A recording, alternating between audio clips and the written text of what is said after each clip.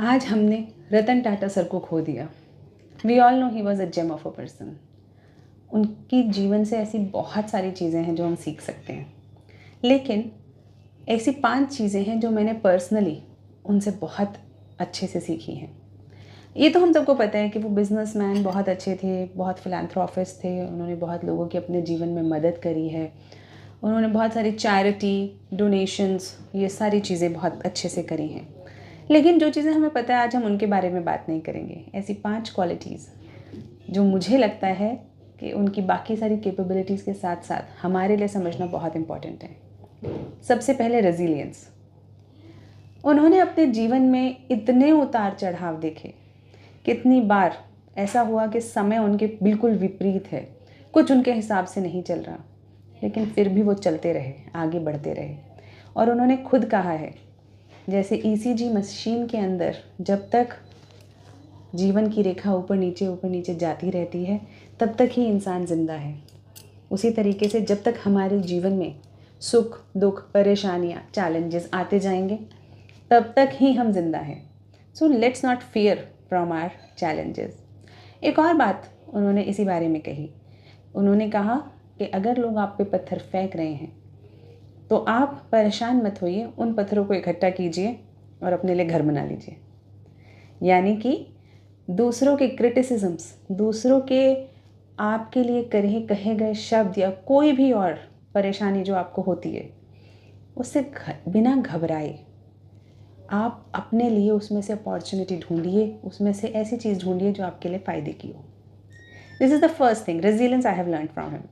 Second, helping others. He has helped in his life a lot. He has mentored many entrepreneurs, many businessmen, और बहुत लोगों को उन्होंने मदद करी है। He himself has said, your success is not about anything else apart from the impact you create. यानी आपकी सक्सेस वही है जो इम्पैक्ट आपने दूसरों पे क्रिएट किया है। यानी आपने उनके जीवन को कितने अच्छे से इन्फ्लुएंस कर पाए हो, वही आपकी सक्सेस है। तीसरी चीज़ जो मैंने उनसे सीखी है वो है लोगों के साथ मिलकर चलना, एथिकल एंड मॉरल स्टेचर।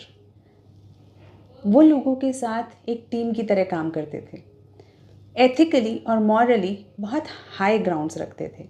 उन्होंने ओछी बातें नहीं करी, ओछे तरीके से कभी पॉपुलैरिटी या कुछ गेन करने की कोशिश नहीं करी, जबकि हमेशा पब्लिक ग्लेयर में रहते थे। लेकिन आप उनके जीवन में उनके दामन पे बहुत कम दाग देखेंगे, या है ही नहीं लगभग, क्योंकि उन्होंने अपने आप को एक बहुत ही अच्छे एथिकल स्ट्रक्चर के साथ मेंटेन किया।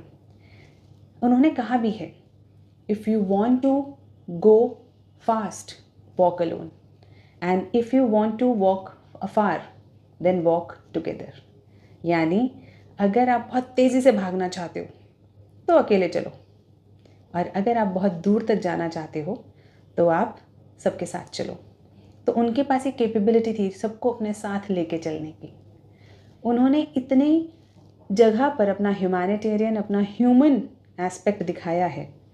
उन्होंने कहा है कि leader is not about managing a team. He said leader is a person who helps and has kindness towards his team. तो यानी कि एक लीडर की सबसे इम्पॉर्टेंट क्वालिटी है काइंडनेस, और जो उन्होंने अपनी लाइफ में शो भी करी। कितनी ही कहानियाँ हैं, कितनी स्टोरीज़ हैं जहाँ पर ये बात एग्जाम्प्लीफाई भी हुई है। लास्टली जो मैंने उनसे सीखा है, फोर्थ पॉइंट, के माइंडसेट। उन्होंने हमेशा प्रोग्रेसिव माइंडसेट रखा, हमेशा इनोवेशन की तरफ ध्यान दिया।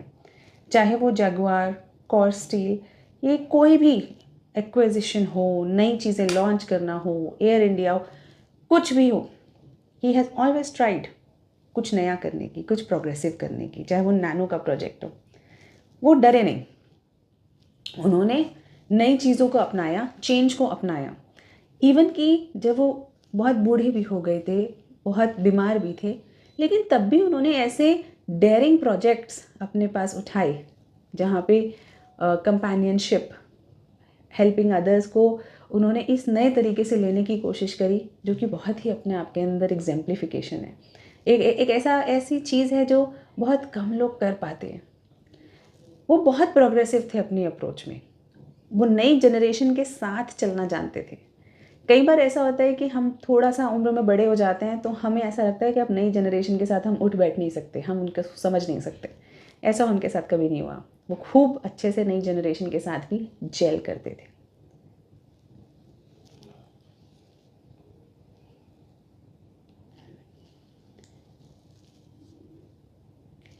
इसके लिए उन्होंने एक बहुत ही अच्छी बात कही जो बहुत ही इम्प्रेसिव है। उन्होंने कहा, एक लोहे को कुछ और नहीं काट सकता सिवाय उसके खुद के रस्ट के। यानी हमें भी कोई और चीज़ इतना नुकसान नहीं पहुंचा सकती जितना कि हमारा खुद का mindset. So we have to protect it. तो हमें अपने माइंडसेट पे काम करना चाहिए। उन्होंने हमेशा अपना माइंडसेट पॉजिटिव रखा, एक प्रोग्रेसिव विजन वाला रखा। तो let's keep our mindset progressive and future oriented. और लास्ट चीज़ जो मैंने उनसे सीखी, पेट्रियाटिज़म। वो पूरा दुनिया भर घूमे, दुनिया भर देखी, लेकिन जब देश की बात आती है तो उन्होंने हर संभव कोशिश करी कि देश का नाम, देश की इज्जत, देश का मुकाम सब बना रहे। ही was a patriot at heart. Thank you and let's learn from the great personality Ratan Tata sir. He has given us a lot of lessons. Let's learn and may he be in peace.